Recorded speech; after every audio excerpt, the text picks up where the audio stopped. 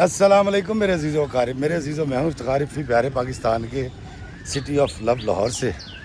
اور دوستو، آج میں آپ کو اس ایپیسوڈ میں سناؤں گا نمرہ کی کہانی کا اگلا ایپیسوڈ۔ آپ کو میں نے بتایا تھا کہ نمرہ غریب تھی، یونیورسٹی میں اس سے محبت ہوئی، اسد کے ساتھ شادی ہوئی، ماں خلاف تھی، جیٹھ خلاف تھے، ماں کو منا لیا، اس کی خدمت کرتی رہی۔ شوہر جو ہے وہ ایک حادثے میں مر گیا اسد، اس کے بعد ساس بھی دنیا سے چلی گئی۔ جیٹھوں نے مل کے بیوقوف بنا کے ساری جائیداد پہ قبضہ کر لیا اور اس کو گھر سے نکال دیا۔ نمرہ جو ہے وہ اپنے بھائی کے گھر آ گئی، بھائی سے کہا کہ میرے مرحوم خاوند کی جائیداد کا کیس کرے۔ خاوند نے اس سے کاغذ لے کے اس کیس کو پرسو کرنا شروع کیا۔ پیسے تھے نہیں، اس کے پاس صرف 15 تولے زیور تھا۔ اربوں کی جائیداد اس کی چھین لی گئی تھی، کاروبار پہ اس کے قبضہ کر لی گیا تھا، جو کہ اس کا حصہ اس لیے بنتا تھا کہ اس کے شوہر کا اس پہ حق تھا۔ اور یہ 15 تولے زیور بیچ کر تھوڑے تھوڑے پیسے دیتی رہی اپنے بھائی کو، عرفان بھائی کو، اور وہ کیس لڑتے رہے۔ ایک وقت آیا کہ اس کو لگا کہ ہم یہ کیس جیت لیں گے، تو عین اس وقت جب خوشخبری آنی تھی کہ کیس جیت گئے تو پتہ یہ چلا کہ ہم کیس ہار گئے ہیں۔ عرفان بھائی کی مدد ان کے ہم زلف نے بھی کی تھی، یعنی عرفان بھائی کی جو بیوی ہے اس کا جو بہنوئی تھا وہ کہیں کسی کچہری میں لگا ہوا تھا۔ عرفان بھائی نے بہت سارے ڈاکومنٹس پہ سائن کروائے تھے، جیسے اس کے جیٹھوں نے کروائے تھے۔ جیٹھوں نے تو یہ کہا تھا نا کہ تم یہاں سائن کر دو، انگوٹھے لگا دو، ہم تمہاری جائیداد تمہارے نام کرنے لگیں۔ تو بھائی نے بھی کیس لڑنے کے لیے وکالت نامے پہ اور دیگر چیزوں پہ سائن کروائے تھے۔ الٹیمیٹلی پتہ ہی چلا کہ ہم کیس ہار گئے۔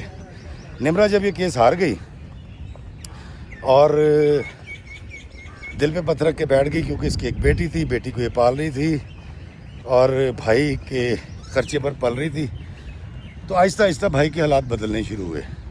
بھائی کے گھر میں سامان آیا، موٹر سائیکل آئی، کھانے پینے کی چیزیں بڑھ گئیں، فراوانی ہو گئی، اور بھائی نے بتایا کہ 10 مرلے کا ایک پلاٹ میری بھابھی جو ہے عرفان بھائی کی بیوی، ان کی ماں نے ان کو دیا تھا، وہاں انہوں نے کنسٹرکشن شروع کرا دی ہے، اور عرفان بھائی وہ مکان میں شفٹ ہو گئے 10 مرلے میں، اور یہ 3 مرلے کا مکان جو ان دونوں کی وراثت تھی، ان کے حصے میں آیا تھا، وہ بھائی نے مہربانی کر کے بہن کو دے دیا۔ اب بہن بڑی خوش ہوئی کہ چلیں زندگی میں کہیں ریلیف تو ملا، اور جیٹھوں نے اگر دھوکہ کیا، نندوں نے کیا، تو کم از کم بھائی اور بھابھی نے تو وفا کی، اور یہ اس گھر میں رہنے لگی۔ اب اس گھر کے اندر رہتے ہوئے اس کو 2-2.5 سال جتنے بھی گزرے، یہ کرتی یہ تھی کہ بیٹی کو پال رہی تھی، اس کو اسکول چھوڑنے جاتی، اسکول سے لینے جاتی۔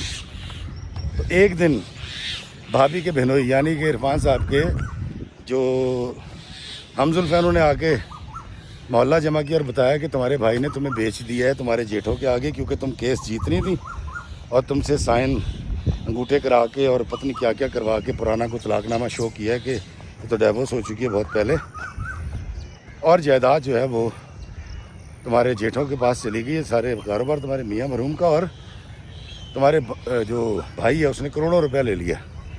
کہتی میں بھائی کے پاس گئی تو بھائی نے مجھے کہا کہ تم چاہو تو میں بھی تمہیں بھی 2-4 کروڑ روپے دلوا سکتا ہوں، زبان بند کر لو۔ اب یہ مایوس بیچاری، دل گرفتہ، ان تمام حالات نے، ان دھوکوں نے، اس فریب نے اور اپنوں کے ڈھائے ہوئے مظالم نے نمرہ کو ایک خاص طرح کی انزائٹی اور ڈپریشن کا شکار کر دیا۔ نمرہ یہ کرتی تھی کہ اپنی بیٹی کو چھوڑتی تھی اسکول اور قبر پہ اپنی ماں باپ کی، خاص طور پہ ماں کی قبر پہ جا کے بیٹھ جاتی تھی اور وہاں قرآن پاک پڑھتی رہتی تھی، اور جب چھٹی ہوتی تھی تو وہاں سے نکلتی اپنی بیٹی کو لے کے اور گھر آ جاتی تھی۔ اب اس کو صرف ایک سہارا رہ گیا تھا اس کے ماں باپ کا، ان کی قبر پہ جاتی تھی۔ یہاں تک سلسلہ اس کا چلا، اور ایک دن جب یہ قبر پہ گئی اپنے والدین کی، صبح تو اس قبر سے کچھ فاصلے پر ایک 22-23 سال کا 24 سال کا نوجوان ایک قبر سے لپٹ کے رو رہا تھا، جو کہ یقیناً اس کی ماں کی ہوگی، اور اس کو دیکھ کے وہ سنجیدہ ہو کے بیٹھ گیا۔ اس کے بعد وہ روزانہ آتا تھا اور اس قبر پہ بیٹھتا تھا، یہ اپنی ماں کی قبر پہ بیٹھتی تھی، اور وہ بچہ اس کو کن اکھیوں سے دیکھ بھی رہا تھا، اور اس کو اندازہ تھا کہ جب آتا ہے یہ مجھے دیکھتا ہے، مجھے نوٹ کرتا ہے۔ اس کی عمر اس وقت 32-33 سال تھی، وہ لڑکا 20-22 سال کا تھا۔ تو یہاں تک میں نے آپ کو کہانی سنائی تھی، اور یہ پارٹ 2 اس لیے کرنا پڑا ہے کہ اس میں سٹوریج ختم ہو گئی تھی۔ تو میں نے اب اس میں اسٹوریج بنانے کے بعد یہ پارٹ 2 ریکارڈ کروں تو آگے کی کہانی نمرا کے ساتھ پھر کیا ہوا. دوستو وہ لڑکا اس کو دیکھ رہا تھا, اس کو اندازہ ہو گیا تھا. تو ایک دن نمرا کہتی ہے وہ مجھ سے پہلے قبرستان سے باہر گیا, کیونکہ اس کو اندازہ تھا میں کس وقت نکلتی ہوں. جب میں قبرستان سے باہر نکلی تو ایک بڑی گاڑی اس نے پاس آ کے روکی. اس نے کہا آپ نے جہاں جانا ہے میں آپ کو ڈراپ کر دوں. کہتی میں نے انکار کیا, سوری کیا, اور میں چلی گئی. کہتی 2 دن گزرے, وہ 2 دن آتا رہا. تیسرے دن اس نے پھر ایسے ہی کیا کہ گاڑی روکی اور اس نے کہا کہ دیکھیں میں ایک شریف آدمی ہوں اور آپ رکشوں کا ہاتھ دے رہی ہیں, کوئی رکشہ رک نہیں رہا, تو پتہ نہیں آپ نے کہاں جانا ہے, آپ کو تاخیر ہو جائے گی, تو آ جائیں میں چھوڑ دیتا ہوں. کہتی میں نے انکار کر دیا. وہ گاڑی روک کے کھڑا ہو گیا میں تھوڑے فاصلے پہ. اب کہتی مجھے رکشہ لے کر جانا تھا اور اپنی بیٹی کو لینا تھا وہاں سے اسکول سے, لیکن اب مسئلہ یہ تھا کہ میں پہنچوں گی کیسے, میں لیٹ ہو گئی تھی. تو کہتی میں نے پھر اس کو جا کے بتایا لڑکے کو. میں کہا کیا نام ہے تمہارا؟ اس نے کہا میرا نام یاور ہے. اس نے کہا یاور بھائی آپ میرے چھوٹے بھائیوں کی طرح ہو اور میں نے اپنی بیٹی کو اسکول سے لینا. اس نے کہا آ جائیں. وہ لے کر گیا, میری بیٹی کو اسکول سے لیا, اور جب ہم گھر کی طرف جا رہے تھے تو کہتی پتہ نہیں شاید میں انتظار میں تھی, مجھے کوئی ہمدرد چاہیے تھا, کوئی کندھا چاہیے تھا. کہتی اس نے یہ پوچھ لیا کہ آپ یہاں اتنا وقت گزارتی ہیں کیوں؟ کیا دنیا میں کوئی رشتہ دار ایسا نہیں ہے جس کے پاس آپ بیٹھ کے اپنا غم سنا سکے؟ کہتی بس اتنا اس نے کہنا تھا. میں نے اس کو A to Z ساری کہانی سنا دی. کہتی میں نے یہ داستان اس یاور نام کے لڑکے کو سنائی, بڑی گاڑی والے کو, اور آج آپ کو سنا رہی ہوں. کہتی میں نے پوری کہانی سنا دی اور بلا بلا بلا بلا سارا میں نے فر بتا دی. کہتی وہ سن رہا تھا, اس کی آنکھوں میں آنسو آ گئے, اس نے افسوس کیا, مجھے اتارا اور وہ چلا گیا. اور کہتی 3 دن کے بعد, 3 دن وہ نہیں آیا قبرستان, اور 3 دن کے بعد اس نے ایک دن قبرستان نے مجھ سے میرا نمبر مانگا تو میں نے اس کو اپنا نمبر دے دیا. کہتی آئی ڈونٹ نو میں نے کیوں نمبر دیا, لیکن میں اس کو اپنا نمبر دے دیا. کہتا اس کے بعد اس کی کال آئی, وہ اپنی 2 بہنوں کو لے کے میرے گھر آیا, اور اس کی بہنیں میری بچی کے لیے چاکلیٹ تحفے لائی تھیں, اور ایک لفافے میں انہوں نے کہا جی ہم بہت ساری چیزیں شاپنگ نہیں کر سکے تو آپ کی بیٹی کے لیے, تو وہ 15,000 روپے اس لفافے میں تھے جو وہ دے کر گئے تھے. کہتی میں انکار کرتی رہی. میں نے کہا نہیں آپ یہ رکھیں, اس طرح نہ کریں پلیز. نمرا کہتی کہ انہوں نے انسسٹ کیا, مجھے ان کے تحفے اور پیسے رکھنے پڑے, اور پھر وہ اکثر یاور تقریباً اگلے 1 مہینے کے اندر یاور اور اس کی بہنیں اکثر آ جایا کرتی تھیں. اور ایک دن انہوں نے مجھے کہا کہ آپ نا ہمارے گھر آئیں اور ہمارے پاس آپ کے لیے ایک آفر ہے. میں نے کہا کیسی آفر ہے؟ تو اس نے کہا جی کہ ہم آپ کو ایک پرپوزل دینا چاہتے ہیں آپ کی شادی کا. کہتی میں نے ان کو ریجیکٹ کر دیا. میں نے کہا نہیں. انہوں نے کہا بات سنیں, آپ ایک بار ہمارے کہنے سے نا جو ہم کہہ رہے ہیں آپ وہ کریں, آپ ایک دو ہمارا گھر تو آ کے دیکھیں, ہمارے گھر والوں سے ملیں تو صحیح. کہتی میں نے 5-4 دن سوچا اور میں اپنی بیٹی کو لے کر, یاور مجھے لینے آیا, میں گاڑی میں بیٹھی ان کے گھر چلی گئی. کہتی افتخار بھائی محلوں جیسا گھر, بڑی بڑی گاڑیاں, گیٹ پہ 2 داخل ہوتی, 2 بڑے بڑے کتے, گن مین, اور ایک بڑی ایک عجیب سی ایک فضا تھی وہاں. کہتی ہم اندر گئے ہیں تو یہ جو 2 لڑکیاں آئی تھیں یہ یاور کی بہنیں تھیں, ان کے خاوند تھے, ان کے بچے تھے. اور میں نے پوچھا یاور تمہاری بیگم کہاں ہے؟ تو اس نے کہا نہیں میری تو ابھی شادی نہیں, ہم لڑکی ڈھونڈ رہے ہیں. تو میں نے کہا اللہ کرے تمہیں بہت اچھی لڑکی مل جائے. تو یہ سارے معاملات چل رہے تھے اور میرا انہوں نے بڑا اچھا استقبال کیا. ہم نے گفتگو کی, وہ اپنے کمرے دکھاتی رہیں جہاں وہ رہتی تھی شادی سے پہلے, اور اب جب شادی کے بعد کن کمروں میں آ کے رہتی ہیں وہ بھی سارا انہیں دکھایا. اور کہتی مجھے نہیں سمجھ آ رہی تھی یہ مجھے شادی کا پرپوزل کیا دیں گے, تو میں بالکل اچنبھے کا شکار تھی. کہتی میں نے اس کو کہا کہ کیونکہ اس نے صبح اسکول جانا ہے تو اس کو 9 بجے سلانا ہے. 7 بجے انہوں نے کھانا سرو کر دیا, اور وہ بار بار ڈیڈا کو فون کر دے, ڈیڈا جگر آ جائیں اسد صاحب. کہتی کھانے کی ٹیبل میں بیٹھے تو دروازہ کھلا ہے, ایک شخص جس کی عمر تو تقریباً السلام علیکم جی مجھے 50 کے قریب لگی, لیکن وہ کسی بھی صورت 35 40 سے اوپر نہیں تھا, بڑا فٹ, پورے اس کے بال اس نے وہ ایک پٹی باندھ رکھی تھی, وہ جو اسپورٹس مین باندھتے ہیں سر پہ گرپ, اور بڑا اچھا ٹریک سوٹ پہن رکھا تھا, بڑے اچھے جاگرز. بڑا چٹا سا شخص آیا, اس نے آگے سب سے ہاتھ ملایا اور آگے آپ میں کون, میری تو دیکھ کے باپ نے پوچھا ہے میں کون, تو انہوں نے کہا جی کہ اس گھر کا ایک نیا ممبر. تو کہتی ہیں بڑی حیران ہوئی کہ میں ان کے گھر کی ممبر کب سے ہو گئی. میرا تعارف کرایا گیا, کھانا کھایا, اور انہوں نے مجھے بتایا کہ میرا نام انور ہے, اور یہ میرا بیٹا یہ باہر ہوتا ہے, الو ابھی چلا جائے گا کچھ دنوں میں واپس. یہ میری بیٹی ہیں, بس یہی میرے بیٹے ہیں, یہ مجھ سے ملنے آتے رہتے ہیں. ایک چھوٹا سا میرا کاروبار ہے, اور مینیجرز دیکھتے ہیں, میں ان کی جو ہے وہ دیکھ ریکھ کرتا ہوں کاروبار کی, اور ایک بہترین زندگی ہے. اچھا دوستو, یہ جو نمرا ہے یہ سمجھی تھی کہ وہ جو بچہ یاور جس قبر پہ آتا ہے وہ اس کی ماں کی اور اس کے ساتھ اس کے باپ کی قبر ہے, لیکن وہ بیٹھتا ماں کی قبر کی طرف تھا. تو پتہ یہ چلا کہ وہ جو قبر ہے ساتھ والی وہ اس کے چچا کی قبر ہے یاور کے, جس سے یہ سارا خاندان اور خاص طور پہ اس کے ڈیڈی انور صاحب بہت محبت کیا کرتے تھے. السلام علیکم جی باجی, کی حال ہے؟ تو یہاں آ کر اس کو پتہ چلا اچھا کہ وہ قبر اس کے چچا کی ہے. اور یاور صاحب بڑی اچھی بڑی مزے کی باتیں کر کے اٹھ کے چلے گئے. کہتے جی میں ذرا چینج کر لوں, اپنے کمرے میں چلے گئے.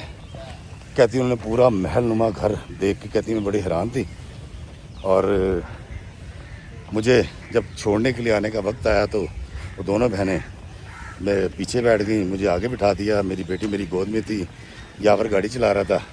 اور جب ہم گھر کے باہر آ کے رکے ہیں تو ان بچیوں نے اور یاور نے کہا کہ ہمیں اپنے باپ کی شادی کروانی ہے. ہمارا باپ ہماری ماں کے بعد بہت اداس ہو گیا ہے. پہلے ان کے بھائی کی ڈیتھ ہوئی اور اب ہماری اماں چلی گئی ہیں. ہمارا باپ کیسا ہے آپ نے دیکھ لیا, زندہ دل آدمی ہے. اس کی یہ زندہ دلی ختم ہو جائے گی اگر اس کو کوئی سہارا نہ ملا. اور آپ کی بھی صورتحال یہ ہے کہ اگر اس وقت آپ کو کوئی مضبوط سہارا نہ ملا تو آپ کی جمع پونجی اور کچھ عرصے میں ختم ہو جائے گی. بھائی آپ کو اپنی اوقات دکھا چکا ہے, آپ کے جیٹھوں نے اور نندوں نے جو آپ کے ساتھ سلوک کیا ہے وہ آپ نے خود ہمیں بتایا ہے. تو سوچ لیجئے, ہمیں اپنے لیے ایک ماں کی ضرورت ہے. تو اگر نمرا جی اگر آپ میری ماں بن جائیں, ہماری ماں بن جائیں, ہم بڑے خوش ہوں گے, ہماری زندگی بڑی اچھی ہو جائے گی. ابھی بس 2-4 دن میں نے واپس چلے جانا ہے. اگر ابا جی کی شادی نہ ہوئی تو میں شاید بہت پریشان رہوں گا, اور پھر مجھے 5-6 مہینے کے بعد دوبارہ آ کے یہاں پر ماں کی تلاش کا مشن کرنا پڑے گا. شغل سے کہہ رہا تھا, کہتے سب ہنس پڑے. میں ان سے یہ کہہ کے کہ میں آپ کو سوچ کے بتاؤں گی, میں گاڑی سے اتر کے اپنے گھر میں آ گئی. نمرا کہتی ہے میں نے بہت سوچا, بڑی سنجیدگی کے ساتھ سوچا, اور جب میں نے اپنے رشتوں کو اور ان غیروں کو ترازو کے 2 پلڑوں میں رکھ کر تولا تو مجھے لگا کہ یہ غیروں کا پلڑا بھاری ہے. ان میں زیادہ محبت ہے, ان میں زیادہ توجہ ہے, ان میں زیادہ تفکر ہے بنسبت میرے شوہر کے بھائیوں کے, جیٹھوں کے اور میرے سگے بھائی کے. کہتی افتخار بھائی میں نے 3 دن سوچا, تیسرے دن کہتی میں نے خود کال کی یاور کو. میں نے کہا یاور مجھے آپ اپنے گھر لے چلو اور مجھے آپ کے ڈیڈی سے ملنا ہے. انہوں نے کہا جی ویلکم موم. اس نے مجھے پہلی مرتبہ موم کہا تو مجھے بڑا عجیب سا لگا. کہتی وہ تھوڑی دیر میں آیا, مجھے گھر لے گیا, اور جب میں گئی ہوں تو ڈرائنگ روم کے اندر انور صاحب پہلے بیٹھے ہوئے تھے. تو وہ اس نے کہا کہ جی تسی گلا کرو, میں تاڑے کچھ لے کے آنا. چلا گیا. کہتی انور صاحب نے کہا ہاں جی بتائیے. تو میں نے کہا پہلے آپ بتائیں کہ کیا آپ مجھ سے شادی کرنا چاہتے ہیں یا بچوں کی ضد ہے. انور صاحب نے کہا کہ دیکھیں جی جب تک میں نے آپ کو نہیں دیکھا تھا یہ بچے مجھ سے ضد کر رہے تھے مہینوں سے, اور میں ان کو یہی ٹال رہا تھا. مجھے اپنی بیوی سے بے تحاشا محبت تھی, مجھے اس جیسی ملنی ہی نہیں تھی, اس لیے میں ان کو ٹال رہا تھا. لیکن جب میں نے آپ کو دیکھا ہے پتہ نہیں کیوں آپ کی صورت کے اندر مجھے اپنی بیوی کی شکل نظر آئی ہے، اور جب انہوں نے مجھے آپ کی کہانی سنائی تو ایک ہمدردی بھی پیدا ہو گئی. تو میں نے پھر ارادہ کیا کہ میں آپ سے شادی کر لوں. تو نمرہ کہتی ہے، میں نے اسے کہا جی اگر تو ہمدردی کی وجہ سے شادی کرنی تو مجھ سے شادی مت کیجیے، میں نے آپ سے شادی نہیں کرنی. تو انور صاحب نے کہا اوکے، میں اپنے الفاظ واپس لیتا ہوں. نمرہ کہتی ہے کہ میں نے انور صاحب سے کہا میری صرف ایک شرط ہے، اور وہ یہ ہے کہ میں گھر کا سارا کام کروں گی، آپ جیسے کہیں گے میں ویسے رہوں گی، مجھے کچھ نہیں چاہیے ماضوہ اس کے کہ مجھے اپنی بیٹی کے لیے ایک باپ کی توجہ چاہیے، اس کی شفقت چاہیے. مجھ سے صرف اتنا وعدہ کر لیجئے، تو مجھے کوئی جائیداد کچھ نہیں لکھوانا. کیونکہ انور کا یہ کہہ رہا تھا کہ تم جو چاہو، جتنی زمین کاروبار جو چاہیے بینک بیلنس میں تمہیں لکھ کر دیتا ہوں، اور میرے بچے خوش ہو جائیں گے. اور اب تو تمہیں دیکھنے کے بعد مجھے بھی لگا کہ مجھے تم سے شادی کر لینی چاہیے. کہتی ہے انور صاحب نے کہا جی کہ مسئلہ ہی کوئی نہیں ہے، یہ بچی میری بچی ہے، میں نے پہلے 3 بچے پالے ہیں، یہ 4تھی بیٹی ہے میری. کہتی افتخار بھائی جتنے بڑے گھر میں چھوڑ کے آئی تھی وہ گھر ان کے آگے، ان گھروں کے آگے کوارٹر ہیں. اور کہتی جی میری شادی ہو گئی، بڑی دھوم دھام سے میری شادی کی گئی، پورا شہر انوائٹڈ تھا. اور اس شادی کے اندر میری دلہن برے نظر پڑی میرے جیٹھوں کے اوپر، ان کی فیملی کے اوپر. وہ بھی آئے ہوئے تھے، اور جب اسٹیج پر آئے ملنے کے لیے دلہن سے تو ان کے پیروں کے نیچے زمین نکل گئی، اور وہ آل فال ہو گئے، اور جلدی سے فوٹو سیشن کرا کے اور پیسے دے کر، اسلامی دے کر وہ بھاگ گئے. کہتی افتخار بھائی میری انور سے شادی ہوئی. انور بظاہر تو 52 سال کی عمر ہے ان کی، لیکن ایک نہایت خوبصورت، چھیل چھبیلا اور شرارتی قسم کا بچہ ہے ان کے اندر. مجھے ان کی کمپنی میں بالکل نہیں لگتا کہ میں 50 سے 52 سال کے بندے کی بیوی ہوں. کہتی مجھے ایسا لگتا ہے کہ 16 سال کا ہے، اور میں ان کو منع کرتی ہوں کہ آپ کس طرح کی حرکتیں کرتے نہ کیا کریں. کہتی افتخار بھائی یقین کریں کہ میں نے یہ سن رکھا تھا کہ اگر لڑکی کو ایک بار محبت ہو جائے اور وہ محبت سے جدا ہو جائے یا چھوٹ جائے یا مر جائے تو ویسی محبت عورت کو دوبارہ نہیں ہوتی، یعنی عورت صرف ایک دفعہ محبت کرتی ہے. کہتے نہیں افتخار بھائی یہ بات غلط ہے، مجھے دوسری بات محبت ہوئی ہے. پہلی اسد سے، شادی سے پہلے، پھر میں اس کی بیوی بنی، اور دوسری محبت مجھے شادی کے بعد اپنے شوہر انور سے ہوئی ہے. کہتی انور جو ہے اس کے لیے جو 52 سال، یہ جو ڈیجٹ ہے یہ صرف ایک ڈیجٹ ہے. نہایت زندہ دل آدمی ہے، نہایت رحم دل آدمی ہے. بچوں کی سیمسٹر کی فیسیں دیتا ہے، غریبوں کے بچوں کی شادیاں کرواتا ہے، اور میرے منہ سے کوئی بات نکلا یا میری بیٹی کے منہ سے 1 سیکنڈ سے پہلے وہ پوری کر دیتا ہے. کہتی مجھے جتنی اذیتیں، جتنی تکلیفیں ملی اس دنیا سے، میں نے اپنے اللہ سے رابطہ کیا. میں نے اس کے آگے روئی، گڑ گڑائی کہ اللہ میرے لیے کوئی ایسی سبیل پیدا کر دے کہ میں راضی ہو جاؤں، میرے دکھوں کا ازالہ ہو جائے. اور آج دیکھیے جی کہ اللہ نے کیسے میرے دکھوں کا ازالہ کیا کہ میری پھر سے شادی ہو گئی ہے، اور آج میں اپنے شوہر کے ساتھ پوری دنیا گھومتی ہوں، اور مجھے جوان بچے بھی مل گئے، اور اب تو میری بچی بھی 5-7 سال میں اس قابل ہو جائے گی، السلام علیکم، کہ میں اس کی شادی کر سکوں. تو یہ ساری کہانی سنانے کے بعد نمرہ نے کہا کہ وہ بہنیں جو مایوس ہو جاتی ہیں، وہ بھائی جو مایوس ہو جاتے ہیں، وہ مایوس نہ ہوں، پازیٹیو رہیں، ڈپریشن کا شکار نہ ہوں، اور اس ذات سے کبھی امید ختم نہ کرنا. وہ وہاں سے راستے کھولتا ہے جہاں پر دیوار ہوتی ہے، وہ دیواریں گرا دیتا ہے. وہ غاروں کے، پہاڑوں کے اندر غار بنا کے راستہ فراہم کر دیتا ہے. اس اللہ کے اوپر بھروسہ رکھیں. دوستوں مجھے ضرور بتائیے گا کہ آپ کو نمرہ کی یہ کہانی کیسی لگی، اور کیا آپ کے اندر کوئی امید پیدا ہوئی، اور کیا آپ سب نمرہ کو اور اس کے ہسبینڈ کو مبارکباد دینا چاہیں گے. اگر دینا چاہیں تو کمنٹ میں ضرور مبارکباد دیجیے گا. یہ کمنٹس وہ پڑھ لے گی. مجھے دیجیے اجازت اس دعا کے ساتھ کہ اللہ میں آسانیت عطا فرمائے جیسی نمرہ کو عطا فرمائیں آخر میں، اور آسانیاں تقسیم کرنے کا شرف عطا فرمائے جیسے اس کا شوہر آسانیاں بانٹتا ہے. السلام علیکم ورحمۃ اللہ وبرکاتہ.